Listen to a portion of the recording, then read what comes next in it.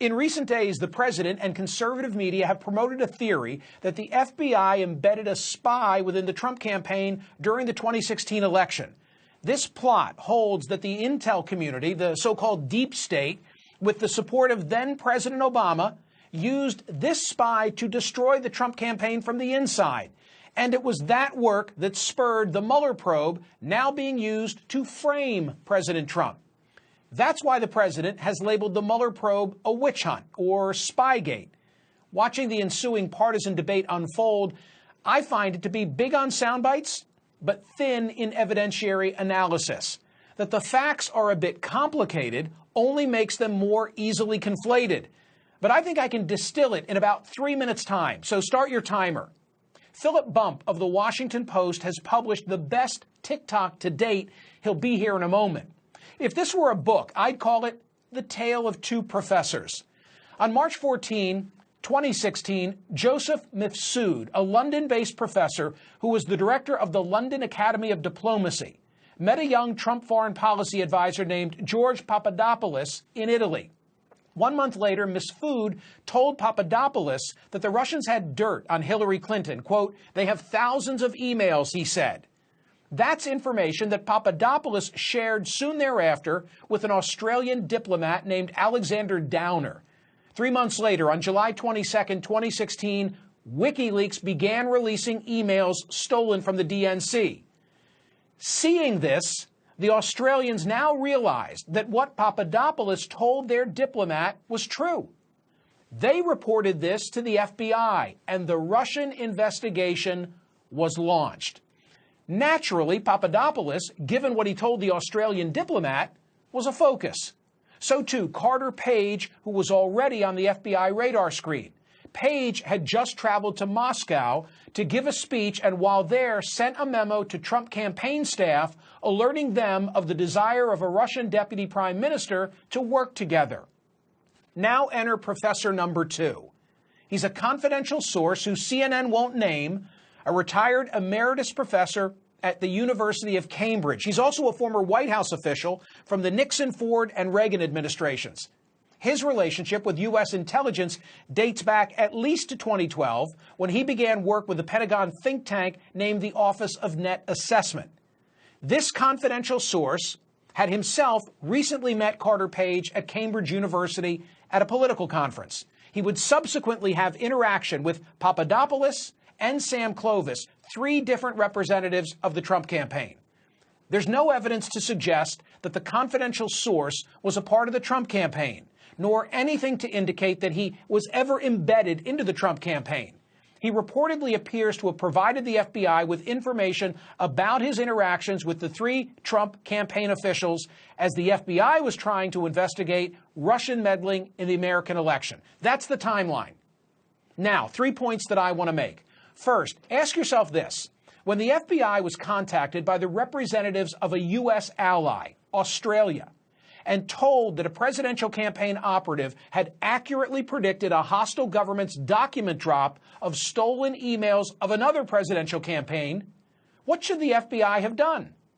Run it down, of course. Second, as noted by Aaron Blake of The Washington Post, the reason these facts don't make sense as a Spygate conspiracy is that if the aim were to undermine Donald Trump's election, then why did all this remain a secret until after the election? Consider that 1 week before the election, the New York Times reported on the Russian investigation, but the story said that agents had uncovered, quote, "no conclusive or direct link between Mr. Trump and the Russian government." If this was a deep state conspiracy to deny Trump the White House, then that was the time to drop that bomb. But that didn't happen. And finally, what it all suggests, to me at least, is that to the president and his partisans, this is not about evidence. It's about inoculation. The aim is to prepare the country for a scenario whereby Special Counsel Robert Mueller gives to Deputy AG Rod Rosenstein a report outlining a colorable case for obstruction of justice that would then go to the Congress for debate. If Spygate is effectively sold, half the country will already be of a mindset that the Mueller report is the product of a flawed investigation, even though that's unsupported in the facts.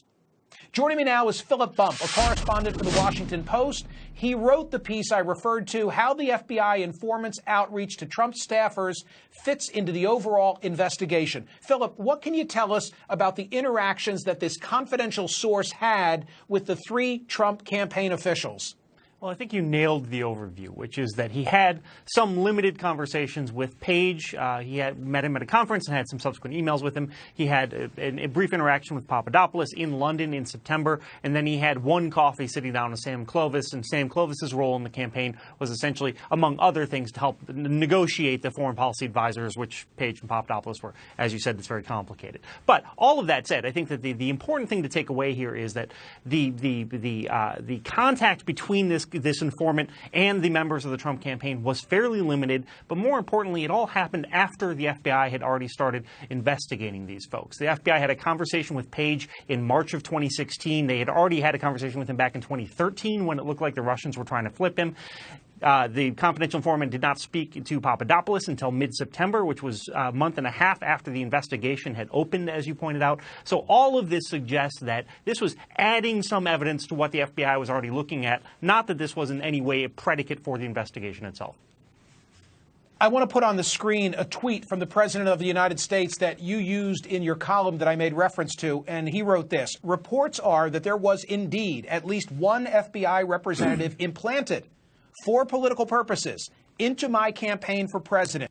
It took place very early on, my emphasis, and long before the phony Russia hoax became a hot fake news story. If true, all-time biggest political scandal. Is that tweet factually accurate? No, it's nonsense. I mean, what we see in that tweet really is President Trump trying to make up the story that he wants to tell, not any sort of representation of what actually is going on. As I said, the interactions between this informant and the FBI happened only after the FBI had already looked at this. He was in no way, as you pointed out earlier, actually part of the campaign.